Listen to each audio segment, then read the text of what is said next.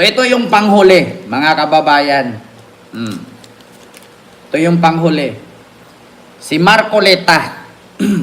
Marcoleta tayo, mga kababayan.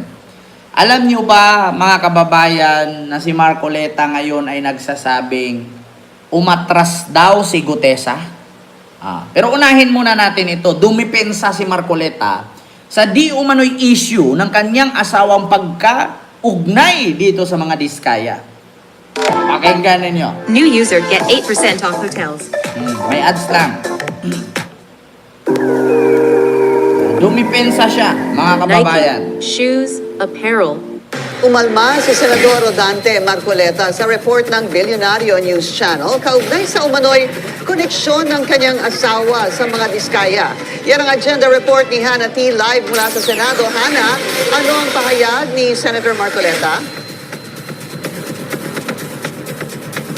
Pinky, sumalang kanina sa plenaryo si Senator Rodante Marcoleta pero hindi nito binanggit yung naging report tungkol sa naging kaugnayan ng kanyang asawa sa mga insurance firm na nakatransaksyon ng mga diskaya. Stronghold and Milestone. Ayun, mga kababayan, nakita ko pala yung insurance ng aking is Milestone. So, alam nyo na, sa motor at sa sasakyan, yung Stronghold at Milestone, nako po. Sa halip, binanatan nito Sir si Michael, dating hello House po. Speaker Martin Romualdez. Ikinagalit ni Senator Rodante Marcoleta ang naging report ng Bilyonaryo News Channel tungkol sa kanyang asawa. Sa report, lumitaw na bahagi si Mrs. Edna Marcoleta ng Board of Directors ng dalawang insurance firms na nakatransaksyon ng Diskaya-owned companies. Una riyan ang Stronghold Insurance, kung saan siya ay independent director. Ang ikalawa ay ang Milestone Guarantee and Ayan, sa totoo lang mga kababayan, yan po ang aking insurance na sa motor. Itong Milestone Guarantee and Assurance Corporation. Ito po yung tinanong ko sa inyo mga kababayan na kulay green na sing logo ng Security Exchange and Commission. Kaya sabi ko, ito ba yung pareho sa SEC na logo, yung kulay green? Ito po yung Milestone. Di ba? Kaya sabi ko sa inyo, kawawa tayo dito. Mga diskaya pala may-ari nito. Corporation, kung saan kabilang din si Mrs. Marcoleta sa 2023 Board of Directors nito. Sabi ni Senator Marcoleta sa programang Parekoy ng Abante, wala raw pagmamayari ang asawa niya sa Stronghold. At tungkulin mo lang kung sakaling may kakayahan kang mag-advise sa good governance, ma-protection ng mga minority shareholders. Ito kasi ang hinihingi ng insurance code. Ganito rin ang reaksyon ng kanyang anak na si Sagip Party List Representative Paulo Marcoleta. Hindi raw co-owner si Mrs. Edna ng kumpanya. Wala rin daw material ties, substantial shares, galaw sa sales at marketing at maging significant relationships ang kanyang ina sa mga stakeholder ng Stronghold. So kung ganun, ano pang ginawa ng nanay niya? So ano yun? Ibig sabihin, hindi nakikipag-usap yung nanay at asawa ni Marcoleta doon sa mga stakeholders at yung mga may-ari ng kumpanya? Bakit itinalaga ka pa dyan? Napaka-imposible naman na hindi nakakausap. Ano to? Yung nanay niya sisilip-silip lang dyan? Tanong ko lang mga kababayan, kasi ang sabi dito ni Paulo Marcoleta, my mother, Edna Marcoleta, is not a co-owner, not a regular inside director, but an independent director of Strongholds Insurance. So, Bilyonaryo News Channel should know that independent director is not an employee of the company. So, anong ginagawa ng nanay mo dun? Ano yun? Watcher lang? Ano yun? Taga-print ng newspaper? Taga-walis lang ng sahig? So, bakit nilagay pa siya dyan kung may ganun pala mga kababayan? Kukunin kang independent director, tapos wala kang makuhang sahod. Ano yun? Marites lang siya doon? Buti pa nga marites, nakikipag-chismis doon sa mga worker eh. Ano yun? Bakit ganun? Shh! Bakit kakaiba? My mother, Edna Marcoleta, is not a co-owner, not a regular inside director, but an independent director of Stronghold Insurance. May ganun. Mga kababayan, saan kaya pwede mag-apply ng... Pwede kaya ako mag-apply sa Sa Philippine Airlines, kay Lucio Tan, sa mga Abuete, sa mga Ayala. Yung independent director lang ako. Pwede kaya yon yung hindi ako trabahante doon, hindi ako employee, pero independent director. May ganun kaya? Para saan pa? Ano yung display lang, patatayuin ka lang doon, tapos mamamaypay ka sa loob, tapos yun na yun? Hala, bakit ganun? Oo, parang itong si Susan Kulis. Oh, tignan mo na, ang pangit ng apelido mo. Ay, Diyos mio Marimar, Kulis. Oh. Pag DDS talaga, putang ina, wala akong nakitang DDS, maganda pangalan. Kung hindi pangit ang tsura, pangit ang pangalan. Oh, kita mo yan. Pero hindi binanggit ng aming BNC report ang pagiging co-owner ni Mrs. Marcoleta. Wala rin kaming inilatag na material ties o insider activities ng asawa ng senador sa stronghold. Ayan ayan na guilty, nabuko.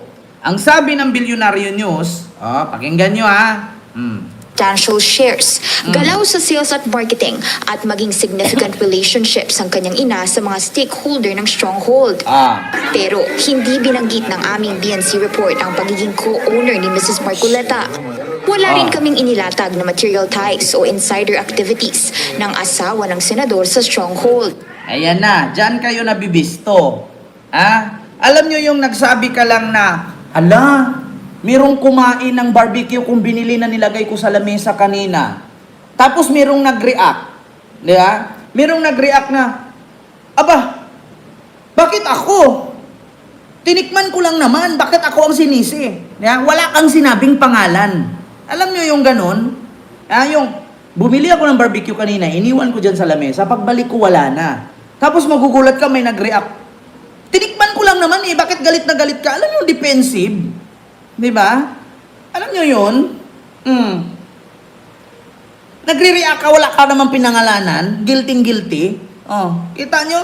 Nahuli ngayon, Anong sabi ng Bilyonaryo News? Aming BNC report ang pagiging co-owner ni Mrs. Marcoleta. Wala rin kaming inilatag na material ties o insider activities ng asawa ng senador sa stronghold.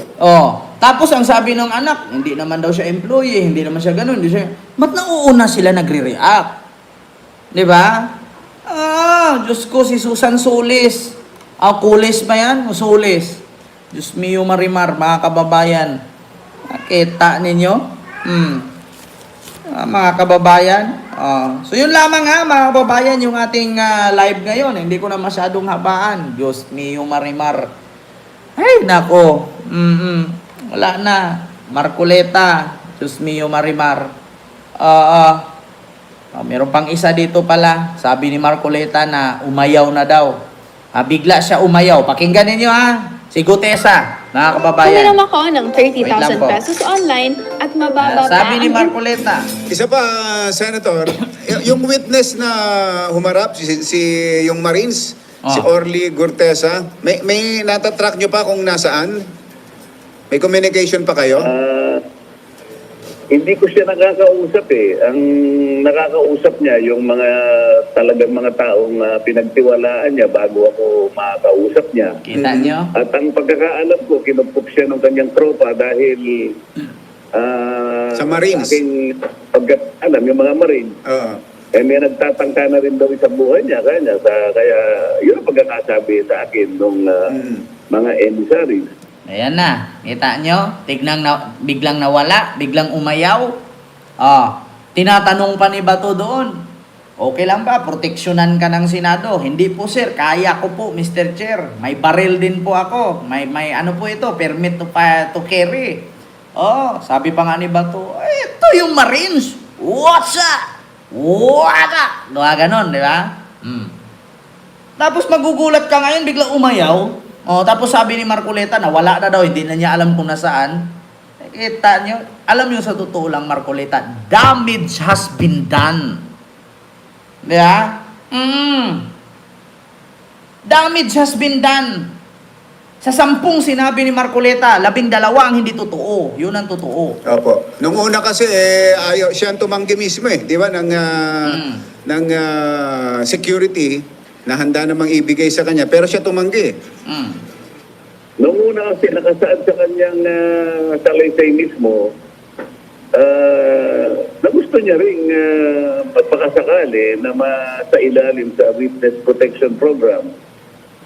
Alam mo, ito si Marcoleta, puro na lang witness protection program, witness protection program. Ano kaya nangyari dyan sa lalawigan ni Marcoleta sa mga constituent niya? Ano kayang proyektong naipagawa niyan? Ano kayang naitulong niya nung mula pa siyang congressman? May naipatayo ba isang haliging bahayan? Ang mga constituent niya? May naipatayo ba yung paaralan o daycare center? Ba congressman siya noon? Diba? Yung kuryente nga na 2,000 pababa, libre. Hindi nga nangyari. Di ba? Ay, nako. So, yun lang po mga kababayan. Yung ating live ngayon. So, maraming salamat po sa inyong lahat.